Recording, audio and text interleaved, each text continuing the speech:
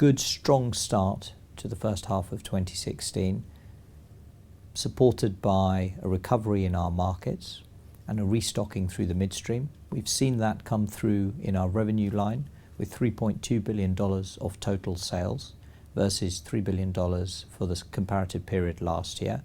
Of the 3.2 we've delivered, 3 billion of that is from gem sales, supported principally by higher volumes. We've seen our sales volumes up to 17.2 million carats versus 13.3 for the same period last year. And we've seen our average realized price at $177 per carat, which is 14% lower than the comparable period last year at 206.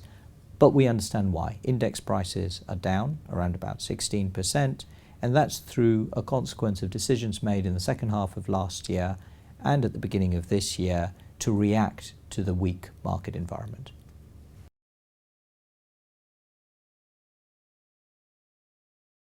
Capital expenditure in the first half of this year is $240 million, which reflects our continued investment in expanding our production capacity. Principal projects: Gaucho Quay is nearing completion, Venetia Underground continues and will continue for the next few years to come. But in addition, we've also come close to the completion of the delivery of the SS Najuma vessel in Namibia. In the second half of the year, we'll see continued capital expenditure completing those projects, and some of the difference between first half and second half will be around timing in terms of when CapEx is incurred.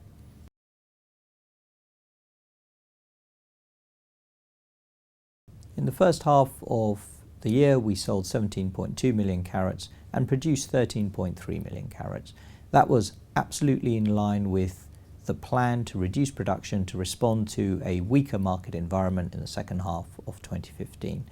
As a result, inventories have come down, and let's just have a think about each of the producing units. So taking them in turn, at Arapa, within the Debswana unit, we put Damsha on care and maintenance. Within Canada, we put Snap Lake on care and maintenance, both of which resulted in reduced production.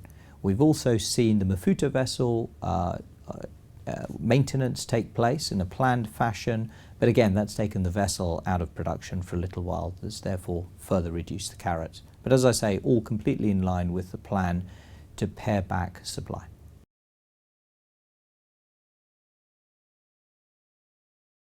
Exploration continues to be a core activity for the De Beers Group. Finding the next resource, the next deposit, is important for our long-term future.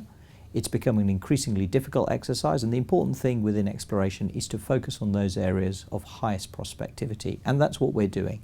So absolutely, in the first half, we continued to spend on exploration. We spent $13 million.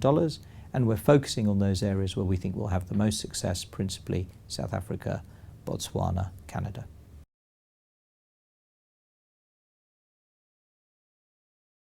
Element 6 has had a tough start to the year. Again, not unexpected, given the tough macroeconomic environment in which they are operating. In particular, the oil and gas market continues to be subdued.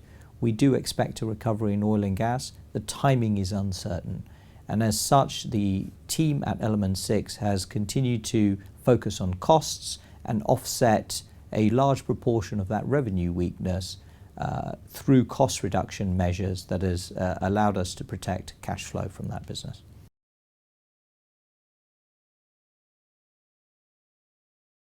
Profitability is up, and revenues were up as well.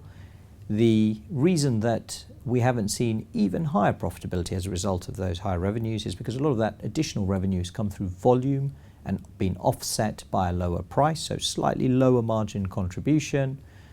Profitability up versus last year at 585 million this year, and the reason, one of the benefits that we've seen in the first half is a further focus on cost efficiencies, reductions in costs, and improvement in our efficiencies internally as a group.